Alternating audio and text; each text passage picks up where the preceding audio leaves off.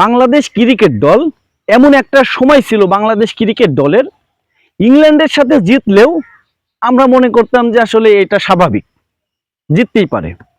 Bangladesh cricket দল অস্ট্রেলিয়ার সাথে জিতলে আমরা সেইভাবে কিছুদিন আগে, বছর চারিক আগে আনন্দ করতাম না, জিততেই পারে খেলাধুলায়। কারণ আমরা ওই দলগুলোর সাথে আমাদের বাংলাদেশ দলটাকে 19-20 বা 18-20 এমন মনে করতাম, যে খুব একটা তলতফাত না আসলে।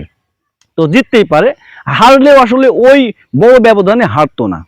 আগে হারছে 2010, 2012, কিন্তু 2014 পর থেকে বাংলাদেশ দলটা ছিল অন্যরকম একটা দল। তো ইংল্যান্ড, অস্ট্রেলিয়া, ইন্ডিয়া, পাকিস্তানের সাথেও ম্যাচ জিতছে, আমরা কিন্তু ওই আনন্দটা করি নাই, কারণ বাংলাদেশ দলটা ওই লেভেলে পৌঁছাই গেছে, বিশ্বমানের দলটা হয়ে উঠছিল।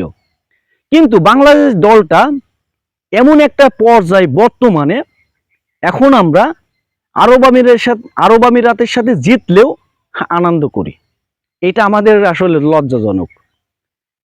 মানে এই দলটার সাথে টি-20 সিরিজ প্রথম ম্যাচ জেতার পরে অনেকেই দেখছে আনন্দ করছে, যে আছে আমরা আসলে প্রথম ম্যাচটাই আমরা জিতেছি, সিরিজে এগিয়ে গেলাম। কিন্তু আসলে তাদেরও দোষ নাই, তাদেরও যে দোষ, বাংলাদেশ দলটা এমন একটা জায়গায় আছে, এমন একটা পর্যায়ে আছে, যে কারোর সাথে জিতলে আমরা এখন আনন্দ করতে বাধ্য হই। কারণ বাংলাদেশ দল তো ভাই যেতেই না, মানে আয়ারল্যান্ডের কাছেও হারে, নেদারল্যান্ডের কাছে হারে। এই দলটা হচ্ছে আরব আমিরাতের কাছে জিতার পরে আমরা আনন্দ করতে পারি, এটা স্বাভাবিক।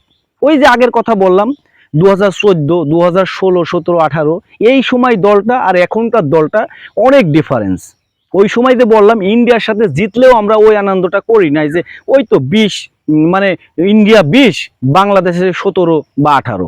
সেই কারণেই একই, মানে বিশ্বমানের দুইটা দল হয়ে উঠছে, বা বাংলাদেশ বিশ্বমানের দল হয়ে উঠতেছিল আসলে। তো এখন বর্তমানে বাংলাদেশের যে পরিস্থিতি, ওই যে বললাম আরব আমিরাতের সাথে জিতলেও আমরা আনন্দ করতে এখন বাধ্য হই, কারণ বাংলাদেশ দল তো ভাই হাঁটতে হাঁটতে ওদের জীবনটাই শেষ, এমন একটা পর্যায়ে গেছে বাংলাদেশ দল, মানে হারাই গেছে। যেমন জিম্বাবুই একসময় ভালো খেলতো, এখন মানে আগের চেয়ে তো খারাপ খেলে, বা এখন একটু ভালো খেলছে, কিন্তু মিডিলে তো একদমই বাজে খেলা খেলতো। ঠিক বাংলাদেশেরও একই অবস্থা হয়েছে। বাংলাদেশ ক্রিকেটটা এমন একটা পর্যায়ে গেছে, এমন একটা নিচে নামছে, যে এদের কথা বলতেও আমাদের এখন লজ্জা লাগে। কারণ বাংলাদেশ দলে যখন মুশফিক, রিয়াদ, সাকিব, তামিম, মাশরাফি, রুবেল, মানে এইসব কোয়ালিটির প্লেয়াররা খেলতো, তখন কিন্তু আমরা যে কোনো দলের সাথে চোখ রেঙে খেলা খেলতে পেরেছি। India, Pakistan, Australia, south Africa, যে দলের কথাই বলেন না কেন, আমরা কিন্তু তাদের সাথে হয়তোবা হারছি, কিছু ম্যাচ জিতছিও, হারছিও, কিন্তু সেই সময়কার খেলা আর এই সময়কার খেলা অনেক আকাশ পাতাল ডিফারেন্স আসলে। তো ওই যে বললাম, এমন একটা জায়গায় আছি এখন বর্তমানে, বাংলাদেশ দলটা এমন একটা জায়গায় আছে, আমরা নর্মাল কোয়ালিটি যারা আছে আমরা গুণাই ধরি না বাংলাদেশের কাছে।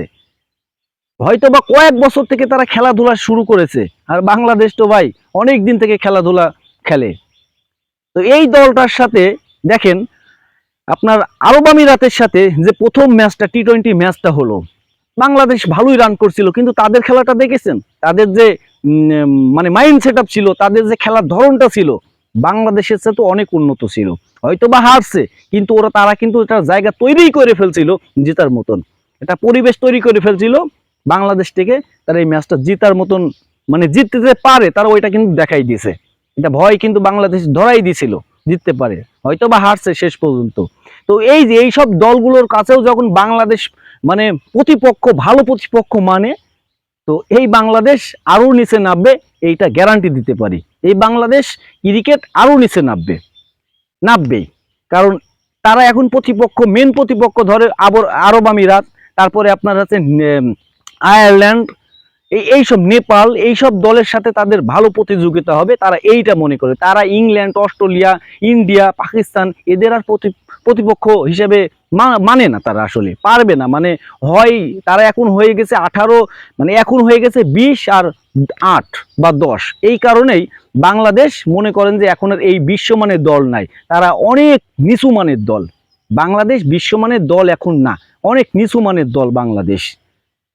তো বাংলাদেশের পরিস্থিতি আরো খারাপ হবে, এটা শুধু আমাদের দেখার বিষয়। কারণ বাংলাদেশ হচ্ছে ক্রিকেট বোর্ডে যারা দায়িত্ব আছে, এই দায়িত্ব আসলে কি বলবো, এর আগে যারা দায়িত্ব ছিল আবার নতুন করে যারা দায়িত্ব আছে, এই আমরা তাদের মনে করতাম খারাপ, কিন্তু এদের মনে করতাম ভালো, কিন্তু এরাও এসে আরো দুর্নীতি করেছে। আবার সামনে যারা আসবে তারা তো আরো দুর্নীতি করবে। তো সেই কারণে বললাম যে বাংলাদেশ দলটা ভবিষ্যতে আরো খারাপ হয়ে উঠবে, আরো খারাপ হয়ে উঠবে।